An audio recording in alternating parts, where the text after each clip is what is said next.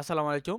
প্রিয় শিক্ষার্থী ভাই এবং বোনেরা, আমরা পর্যায়ক্রমে বাংলা প্রশ্ন সমাধান পর্যায়ে এটি ২ নাম্বার ক্লাস অর্থাৎ বাংলা প্রশ্ন ব্যাংক সমাধানে ২ নাম্বার ক্লাস আমরা এখন শুরু করছি। আমাদের চ্যানেলে যারা নতুন ভাই এবং বোনেরা রয়েছেন তাদের উদ্দেশ্যে বলছি অবশ্যই আপনারা আমাদের চ্যানেলটিকে সাবস্ক্রাইব করে পাশে থাকবেন। কারণ আমরাই দিচ্ছি শুধুমাত্র আপনাদের জন্য ফ্রি মডেল টেস্ট এবং ফ্রি সাজেশন নবম শিক্ষক নিবন্ধন বা ১৯তম শিক্ষক নিবন্ধন উপলক্ষে। এখানে চলুন আমরা প্রশ্নগুলো সমাধান করব। আমরা বিগত সালের প্রশ্ন ব্যাংক কেন সমাধান করব সেটি বলছি আপনাদের। এখান থেকে প্রায় ২৫ থেকে ৩০% কোয়েশ্চেন কিন্তু হুবহু রিপিট হয়। নিবন্ধনে আপনারা জানেন কি জানেন না আমি সেটা জানি না। আমি আপনাদের উদ্দেশ্যে বলছি যে ২৫ থেকে ৩০% কোয়েশ্চেন কিন্তু হুবহু রিপিট হয় বিগত সালের প্রশ্ন থেকে। চলুন আমরা শুরু করি। এখানে ১ম প্রশ্ন হলো তেপান্তর কোন সমাসের উদাহরণ? দেখুন তেপান্তরে এখানে তেপান্তর সমান আমরা লিখতে পারি পান্তরের সমাহার অর্থাৎ তেপান্তর। এটি একটি দ্বিগু সমাসের উদাহরণ। এরপরে দেখুন উপপদের সাথে কৃদন্ত পদের যে সমাস হয় তাকে কোন সমাস বলে? এটি মূলত সমাসের সংজ্ঞা।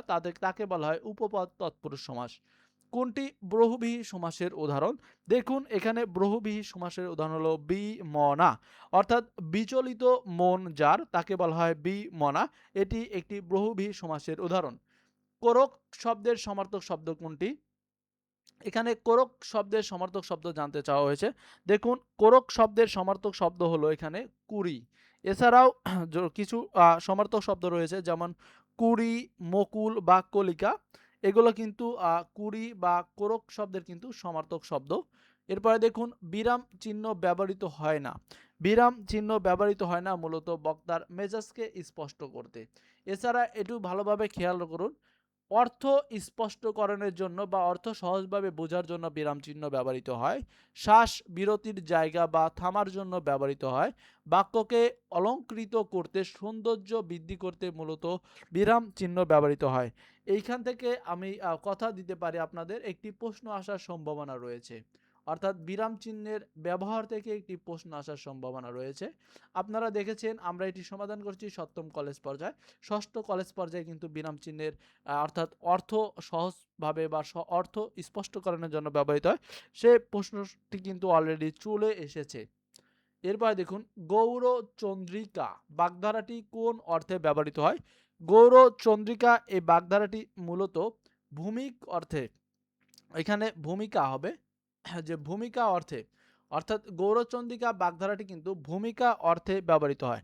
এখানে ভূমিকা অর্থ বোঝাতে গৌরচন্দ্রিকা বাগধারাটি ব্যবহৃত হয় আমরা জানি। এখানে গৌরচন্দ্রিকা বাগধারাটি আরেকটি অর্থ রয়েছে সেটি হলো যে ভণিতা করা, ভণিতা করা, ভণিতা করা অর্থাৎ গৌরচন্দ্রিকার আরেকটি অর্থ হলো ভণিতা করা। এরপরে দেখুন মেঘ, মেঘ শব্দের সমার্থক শব্দ কোনটি? দেখুন এখানে মেঘ শব্দের সঠিক সমার্থক শব্দ হলো বারিদ। বারিদ বা মেঘ শব্দের সঠিক সমার্থক শব্দ। অন্যদিকে এখানে অডবি অর্থ হলো বৃক্ষ বা বন। এখানে অডবি রয়েছে, এটি হলো বৃক্ষ বা বন। সলিল অর্থ পানি, সলিল অর্থ পানি এবং পাথার অর্থ সাগর, পাথর অর্থ সাগর। এরপরে দেখুন নিচের কোন বাক্যটি শুদ্ধ? এখানে শুদ্ধ বাক্য হলো সমুদয় পক্ষী নীড় বাঁধে। এটি হলো এখানে শুদ্ধ বাক্য। প্রত্যক্ষ কোনো বস্তুর সাথে পরোক্ষ কোনো বস্তুর তুলনা করলে প্রত্যক্ষ বস্তুটিকে কি বলা হয়? আমরা জানি প্রত্যক্ষটিকে বস্তু বলা হয় উপমেয়। সহজভাবে মনে রাখবেন, যাকে তুলনা করা হয় তাকে উপমেয়, যার সাথে তুলনা করা হয় তাকে উপমান। আবারও বলছি, যাকে তুলনা করা হয় তাকে উপমেয়, যার সাথে তুলনা করা হয় তাকে উপমান। কাঁচা মিঠা এর সঠিক আ বে এখানে ব্যাস বাক্য হবে। কাঁচা মিঠা এর সঠিক ব্যাস বাক্য হলো যা কাঁচা তাই মিঠা। কাঁচা মিঠা। এখানে দেখুন সমাস নিষ্পন্ন পদকে কি বলে? সমাস নিষ্পন্ন পদকে বলা হয় সমস্ত পদ। এরপরে দেখুন একটি পত্রের প্রধান অংশ কয়টি? একটি পত্রের মূলত ২টি প্রধান অংশ থাকে।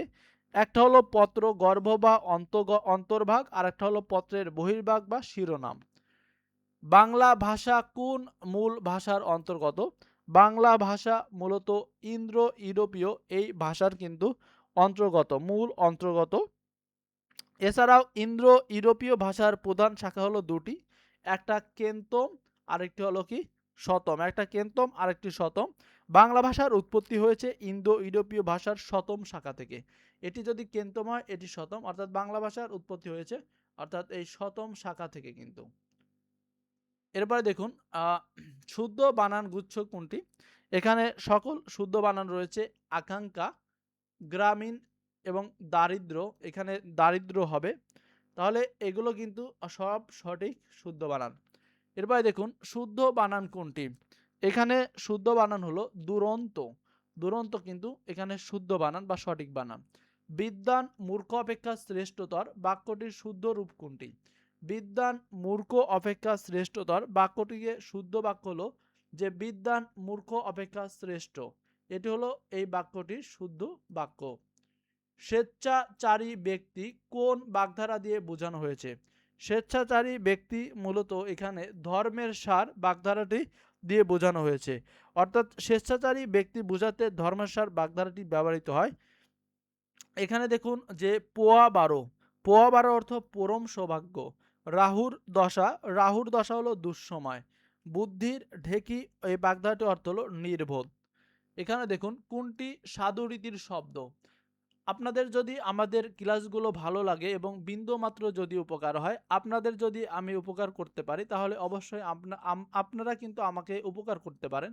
সেক্ষেত্রে অবশ্যই আমাদের এই প্রিয় ভাইটির চ্যানেলটি কিন্তু সাবস্ক্রাইব করতে কিন্তু ভুলবেন না। আমিও আপনাদের কাছে অনুরোধ করছি আমাদের চ্যানেলটিকে সাবস্ক্রাইব করুন, যেন আমাদের কমিউনিকেশনটা এবং আমাদের যে একটি পরিবার, আমি মনে করি এটি আমাদের পরিবার আরও বড় হোক, সবাই ভালোভাবে পড়তে পারুক এবং শিখতে পারুক, জানতে পারুক, এই কামনাই করি। এখানে কোনটি সাধু রীতির শব্দ? দেখুন এখানে সাধু রীতির শব্দ হলো জ্যোৎস্না। জ্যোৎস্না কিন্তু এটি একটি সাধু রীতি শব্দ। যদিও জ্যোৎস্না চলিত রীতির শব্দটির সাধু রীতির রূপ দুটি হলো যে জ্যোৎস্না ও জ্যোৎস্না, অর্থাৎ এটি একটি যে চলিত ভাষা, অর্থাৎ আমি যদি বলি এখানে লিখে দেখাই, দেখুন বিস্তারিত এখানে স্পেলিং এর একটু ব্যাপার রয়েছে, তো এজন্য লিখতে হচ্ছে। দেখুন এখানে জ্যোৎস্না, এই জ্যোৎস্না চলিত রীতির শব্দটি সাধু রীতির রূপ রয়েছে দুটি, এজন্য কিন্তু এটি পরীক্ষায় এসেছে। আবার যে আসবে না তার কিন্তু কথা নেই। এই জ্যোৎস্না শব্দটি এটি কিন্তু একটি চলিত রূপ।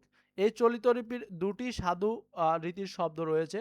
এখানে সাধু রীতির শব্দ তার মধ্যে রয়েছে, আমি এটা লিখব না। তার মধ্যে একটা হলো এই ঘ নাম্বারের এই জ্যোৎস্না, বর্গীয় জয়কার জো দন্ত শো দন্ত নায়িকার না, অর্থাৎ এই জ্যোৎস্না। আরেকটা হলো আমি লিখছি, দেখুন, অর্থাৎ বর্গীয় এখানে হলো বর্গীয় জয় যা ফেলা হবে। আচ্ছা এখানে ভালো হয়নি, আমি এটা হচ্ছে এখানে লিখি, দেখুন বর্গীয় জয় করে বর্গীয় জয় যা ফেলা ওকার হবে। এখানে বর্গীয় জয় যা ফেলা ওকার, ভালোভাবে খেয়াল রাখুন, এখান থেকে যে প্রশ্ন আবার হবে না তার কিন্তু কোনো গ্যারান্টি নেই। তারপরে হলো এখানে একটি খণ্ডত্ব, তারপরে কি অর্থাৎ দন্তের সন্নিচে দন্ত নায়িকার না, এই জ্যোৎস্না। তাহলে এই জ্যোৎস্না এখানে ছ রয়েছে, এটি হলো অর্থাৎ চলিত ভাষার জ্যোৎস্না। আর এই চলিত ভাষা থেকে দুটি সাধুরীতির জ্যোৎস্না রয়েছে, তার মধ্যে ঘ নম্বরে রয়েছে একটি জ্যোৎস্না, আর একটা হলো বর্গীয় জয় জফলা জোকার, তারপরে খণ্ডেত্ব দন্ত স্বনিষেধ দন্ত নায়িকা, এই জ্যোৎস্না। আশা করি বুঝতে পেরেছেন। এখানে রয়েছে একাধিক স্বাধীন বাক্যকে একটি বাক্যে লিখলে সেগুলোর মাঝখানে কোন চিহ্ন বসে? একাধিক স্বাধীন বাক্যকে যদি একটি বাক্য আপনি লিখতে চান, সেক্ষেত্রে কিন্তু এখানে যে অর্থাৎ সেমিকলন এই বিরাম চিহ্নটি কিন্তু ব্যবহৃত হয়। দ্বিগু সমাসে কোন পদ প্রধান? আমরা জানি যে দ্বিগু সমাসে মূলত পরপদ প্রধান, অর্থাৎ যে সমাসের পরপদ প্রধান তাকে দ্বিগু সমাস বলে। অর্থাৎ এখানে হলো নব পৃথিবী এর সঠিক ব্যাস বাক্য কোনটি?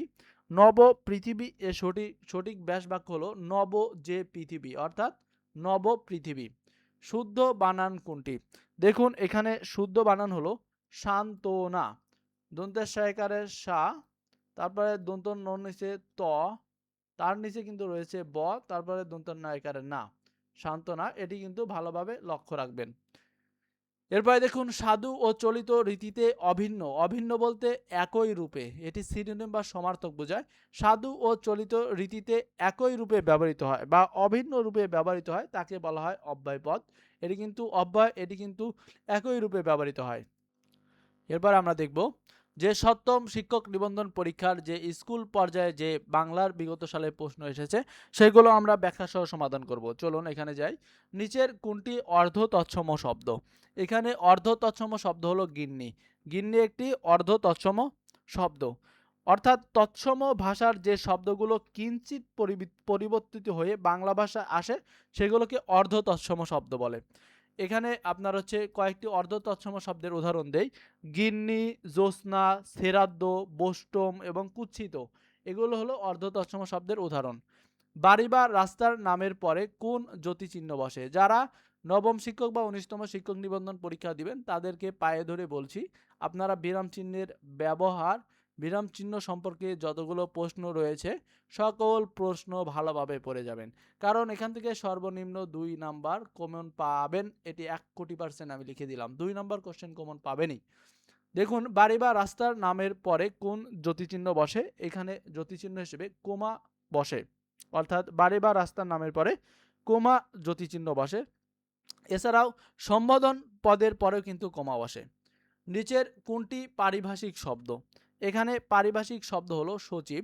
সচিব একটি পারিভাষিক শব্দ। পারিভাষিক শব্দ কি? বিদেশি শব্দের ভাবানুবাদমূলক প্রতিশব্দকে পারিভাষিক শব্দ বলে। এখানে দেখুন সচিব বা সেক্রেটারি, সেক্রেটারি বা সচিব এটি একটি পারিভাষিক শব্দ। এছাড়া এখানে ডাব শব্দ, ডাব একটি দেশি শব্দ। এছাড়াও কুৎসিত শব্দটি এটি হলো একটি অর্ধ তৎসম শব্দ, এবং আমরা দেখেছি যে বালতি শব্দটি এর আগে এসেছে পর্তুগিজ ভাষার শব্দ। এখানে দেখুন, যার কোনো মূল্য নেই এর সমার্থক বাগধারা কোনটি? যার কোনো মূল্য নেই এর সমার্থক বাগধারা হলো ঢাকের বায়া, অর্থাৎ ঢাকের বায়া বাগধারাটি অর্থ হলো অপ্রয়োজনীয় বা অকেজ বা মূল্যহীন, অর্থাৎ এক কথায় বলতে গেলে যার কোনো মূল্য নেই। এরপরে দেখুন, সংবাদপত্রের প্রকাশের জন্য নিখোঁজ সংবাদ কোন ধরনের পত্র? অর্থাৎ কেউ নিখোঁজ হলে সংবাদপত্রে যদি ওই প্রকাশটা আপনি করতে চান সেই ধরনের সংবাদপত্রকে আমরা জানি বিজ্ঞপ্তি বলা হয়। নিচের কোনটি চলিত রীতির শব্দ? এখানে চলিত রীতির শব্দ রয়েছে শুকনো। শুকনো হলো চলিত রীতির শব্দ। বিষ নেই তার কুলোপনা চক্কর, এই বাগধারাটির সঠিক অর্থ কি? এই বাগধারাটির সঠিক অর্থ হলো অক্ষম ব্যক্তির বৃথা আস্ফালন, অর্থাৎ বিষ নেই তার কুলোপনা চক্কর, একে বলা হচ্ছে অক্ষম ব্যক্তির বৃথা আস্ফালন।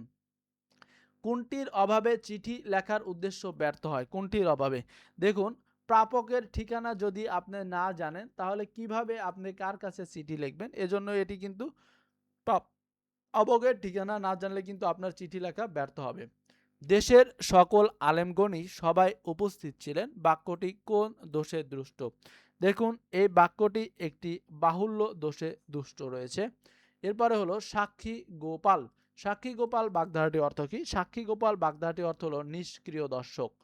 এরপরে দেখুন, পাউ রুটি কোন ভাষার শব্দ? পাউ রুটি এটি একটি পর্তুগিজ ভাষার শব্দ। তাহলে পর্তুগিজ ভাষা থেকে আগত আরও কয়েকটি শব্দ হলো আমরা জেনে নিই। পাদ্রি, পেঁপে, পেয়ারা। দেখুন, এখানে পেঁপে এবং পেয়ারা কিন্তু অন্যান্য চাকরি পরীক্ষায় আসে।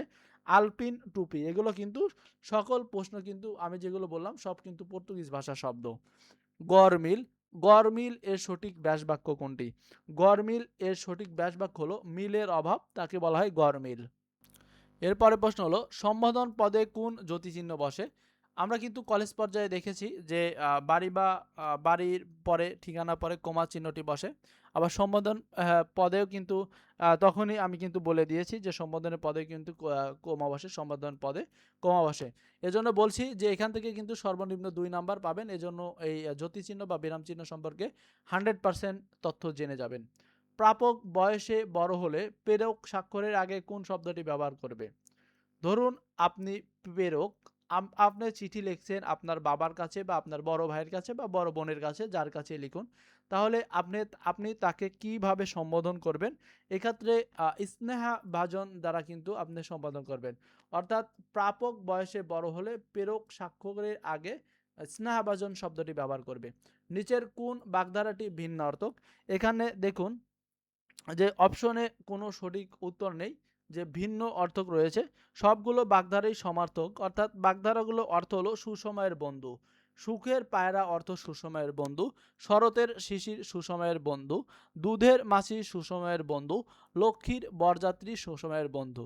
অর্থাৎ এই অপশনগুলো থেকে কিন্তু আরেকটি যে প্রশ্ন তারা বানাবে না তার কোনো গ্যারান্টি নেই। এখানে দেখুন বাংলা ভাষায় জ্যোতি বা ছেদ চিহ্ন মোট কতটি। আমি কিন্তু আরেকটি ভিডিওতে আপনাদেরকে প্রশ্ন দিয়েছিলাম যে বাংলা ভাষায় জ্যোতি চিহ্ন বা ছেদ চিহ্ন কতটি। এখানে বাংলা ভাষায় মোট জ্যোতি চিহ্ন, ছেদ চিহ্ন বা বিরাম চিহ্ন সংখ্যা হলো মোট 12টি। এরপরে দেখুন নিচের কোন বানানটি শুদ্ধ। এখানে মাইকেল মধুসূদন দত্তর নাম দেওয়া হয়েছে। এখানে মূলত দেখুন গ নাম্বার বানানটি শুদ্ধ। এখানে ম ধয় রস্যু, তারপরে দয় দুগ্গু। এখানে প্রথমে রস্যু হবে, তারপরে দয় দুগ্গু হবে, অর্থাৎ মধুসূদন দত্ত। এরপরে দেখুন আরেকটি এখানে প্যাচ লাগে, সেটি হলো আগে আগে ধ নাকি আগে হচ্ছে দ, সেটি কিন্তু এখানে খেয়াল রাখবেন। দেখুন এখানে কিন্তু প্যাচ লেগে যাবে আপনাদের। নিচের কোনটি দ্বিগু সমাসের সমস্ত পদ। এখানে দ্বিগু সমাসের সমস্ত পদ হলো সাত সমুদ্র। সাত সমুদ্র দ্বিগু সমাসের সমস্ত পদ। এর ব্যাস বাক্য হলো সাত সমুদ্রের সমাহার, অর্থাৎ সাত সমুদ্রের সমাহার, এটি হলো সাত সমুদ্র। যে যে পদে সমাস হয় তাদের প্রত্যেকটি পদকে কি বলে। যে যে পদে সমাস হয় তাদের প্রত্যেকটি পদকে বলা হয় সমস্যামান পদ। শিরোনামের প্রধান অংশ কোনটি। দেখুন শিরোনামের প্রধান অংশ হলো প্রাপকের ঠিকানা। শিরোনামের প্রধান অংশ অর্থাৎ আপনি যে আপনারা তো অনেকে চিঠি লিখেছেন যে অর্থাৎ প্রেরক প্রাপক, প্রাপকের এখানে কিন্তু অর্থাৎ প্রাপকের ঠিকানা শিরোনামের এটি কিন্তু প্রধান অংশ হবে। ইঁদুর কপালে এর বিপরীতার্থক বাগধারা কোনটি। অর্থাৎ ইঁদুর কপালে যে অর্থ আসবে এর বিপরীতার্থক বাগধারা জানতে চাওয়া হয়েছে। আমরা জানি ইঁদুর কপালের বাগধারাটি অর্থ হলো মন্দ ভাগ্য। মন্দ ভাগ্য, এখানে এর বিপরীতার্থক বাগধারা হলো একাদশে বৃহস্পতি। অর্থাৎ ইঁদুর কপালে বা মন্দ ভাগ্য এর বিপরীত হলো একাদশে বৃহস্পতি। একাদশে বৃহস্পতি বাগধারাটি অর্থ হলো সৌভাগ্যের বিষয়। সৌভাগ্যের বিষয়। নিচের কোনটি অর্ধ তৎসম শব্দ। এখানে অর্ধ তৎসম শব্দ রয়েছে কুৎসিত। কুৎসিত হলো একটি অর্ধ তৎসম শব্দ। এছাড়া অপশনে যে ভবন, পাত্র, গৃহিণী এগুলো কিন্তু সবগুলো অর্থাৎ যে রয়েছে যে ভবন, পাত্র, গৃহিণী এগুলো কিন্তু সব তৎসম শব্দ। তাহলে এটি হলো অর্ধ তৎসম শব্দ, বাকিগুলো তৎসম শব্দ। এরপরে দেখুন গুণহীনের বৃথা আস্ফলন এর অর্থ নিচের কোন প্রবাদের সাহায্যে বোঝানো হয়েছে। এটি বোঝানো হয়েছে অসারের তর্জন গর্জন সার। এই বাক্যটি দ্বারা কিন্তু গুণহীনের বৃথা আস্ফলন বোঝানো হয়েছে, কারণ এটি একটি সমার্থক প্রবাদ বাক্য, অর্থাৎ এরা পরস্পর সমার্থক প্রবাদ বাক্য। পর্তুগিজ ভাষার শব্দ নয়, এখানে কিন্তু নয় বলা হয়েছে। এখানে পর্তুগিজ ভাষার শব্দ নয় কোনটি।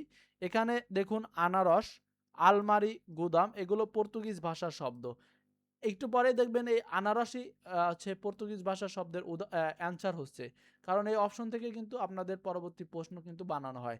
এখানে সঠিক উত্তর হলো চাহিদা, এটি কিন্তু পর্তুগিজ ভাষার শব্দ নয়। অর্থাৎ চাহিদা একটি পাঞ্জাবি ভাষার শব্দ, এটি একটি পাঞ্জাবি ভাষার শব্দ। নিচের কোন শব্দটি রোগ অর্থে ব্যবহৃত হয়েছে।